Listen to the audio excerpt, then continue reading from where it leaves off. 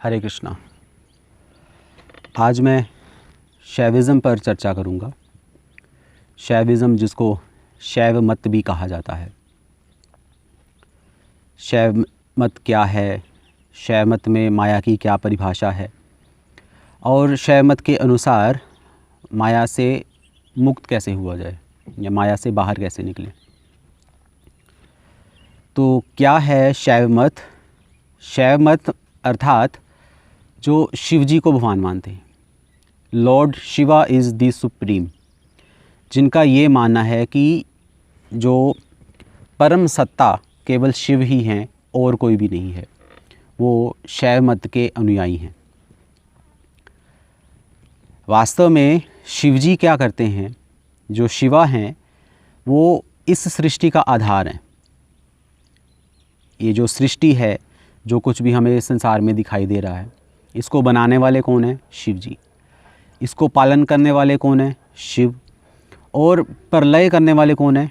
वो भी शिव ही हैं। वास्तव में ये संसार, ये जो जगत है, ये शिव से अभिन्न है। शिव ही ये संसार बने। कैसे? अपनी शक्ति से। शक्ति क्या है? शक्ति शिव ही है। शिव ही शक्ति है, शक्ति ही शिव है। ऐसे इस तरीके से ये जो शैव मत है, इन विचारधाराओं पर आधारित है। अपनी इच्छा, जब शिव की अपनी इच्छा होती है इस संसार में रमण करने की या आनंद लेने की, तो शिव क्या करते हैं? अपनी शक्ति से इस संसार का सृजन करते हैं और खुद जीव बनकर इस संसार का उपभोग भी करते हैं। खुद ही ग्राहक बन जाते हैं। ग्राहक अर्थात शिव, जो कि जीव बन चुका है, और खुद ही ग्राह्य बन जाते हैं। ग्राह्य अर्थात ये जो यूनिवर्स है, ये जो हमें जो संसार दिखाई दे रहा है, शिव ही ग्राहक बन जाते हैं, शिव ही ग्राह्य है। ये शैव मत इस हिसाब से चलते हैं। बहुत सारे संप्रदाय हैं शैव मत को लेकर, जैसे कश्मीर संप्रदाय, कश्मीर शैविज़म, जो कश्मीर में है। दूसरा है वीर शैव संप्रदाय, जो कि साउथ इंडिया में है। लिंगायत संप्रदाय, ये भी शैव संप्रदाय के अंतर्गत ही आता है। पर मेरा जो विषय है आज का, जो माया की परिभाषा है शैव मत के अनुसार, वो कश्मीर शैविज़म से है। बहुत प्रोमिनेंट संप्रदाय है, इसलिए मैं कश्मीर शैविज़म को यहाँ पर डिस्कस कर रहा हूँ।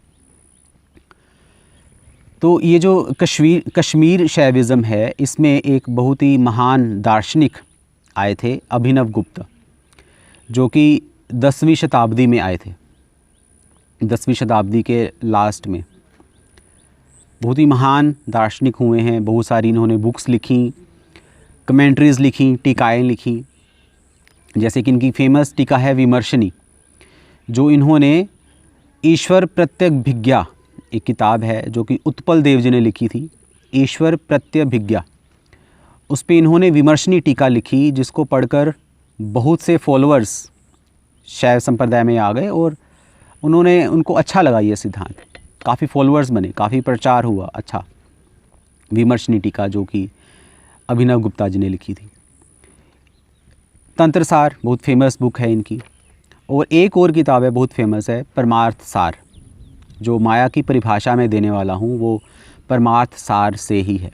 परमार्थ सार का जो 16वां श्लोक है, उसमें माया की परिभाषा दी गई है। वो क्या है? माया परिग्रहवशाद बोधो मलिनः पुमान पशुर्भवति, काल कला नियति वशाद रागा अविद्या वशाद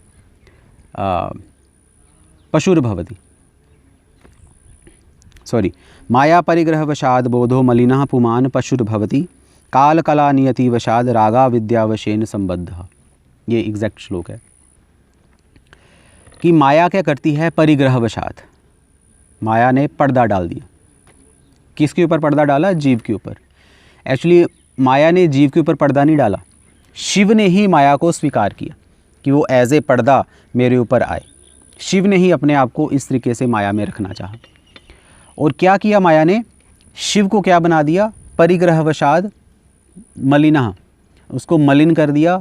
पशुर्भवति, उसको पशु बना दिया। और फिर क्या किया माया ने? पालयति, कि माया फिर इस पशु को पालती है।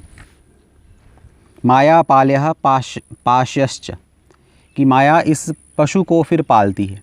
कैसे पालती है, इसका कैसे पोषण करती है? अपने इन 5 कंचुकाओं से। कौन कौन सी कवरिंग्स हैं, कंचुका हैं? काल। काल से क्या किया माया ने? शिव तो काल से परे हैं, समय से परे हैं, जन्म मृत्यु से परे हैं, पर माया क्या करती है? जीव को जन्म मृत्यु में सीमित कर देती है। बार बार जन्म होता है, बार बार मरण होता है। कला क्या है? जैसे कुछ आर्ट, हम कुछ करते हैं, कुछ करने की जो समर्थता है उसको माया सीमित बना देती है। जैसे शिव सब कुछ कर सकते हैं, सृष्टि स्थिति प्रलय, पर अब जीव ना तो सृष्टि कर सकता है, ना स्थिति, ना पालन कर सकता है, ना प्रलय कर सकता है। सीमित बना दिया।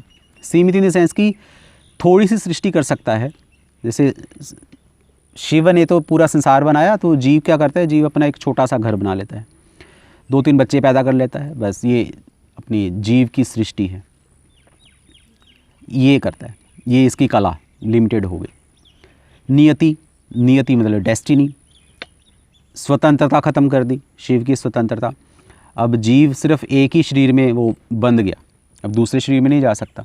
दूसरे शरीर में क्या हो रहा है वो उसको नहीं पता, नियति के कारण सीमित हो गया। नेक्स्ट है राग।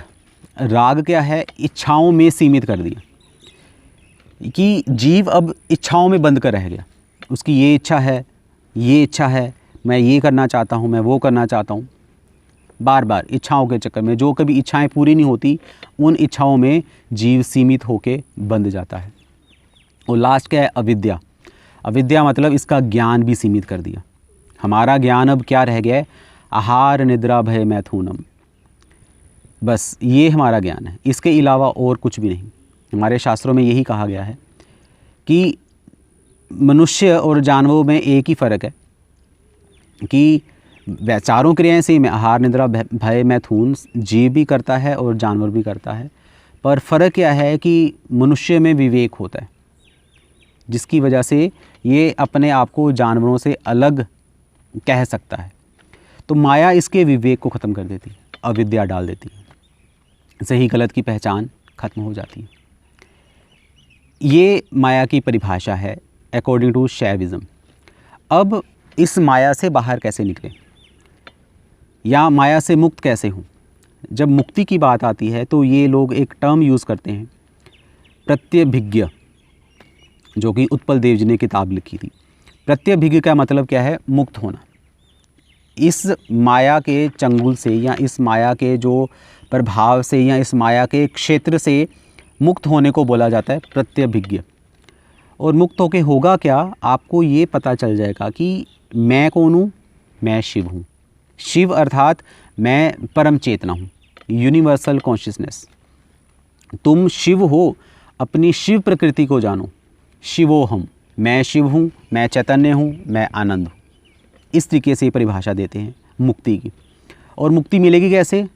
गुरु के पास जाओ, वो तुम्हें एक कुछ योगासन सिखाएगा, कुछ ध्यान की विधि सिखाएगा। इस ध्यान की विधि को करके आपको पता चल जाएगा कि आप क्या हो? शिव, परम आनंद हो।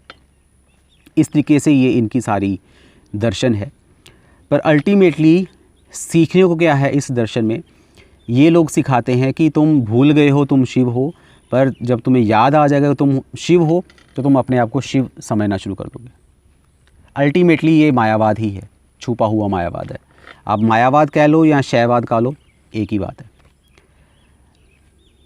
शास्त्रों से सम्मत नहीं है।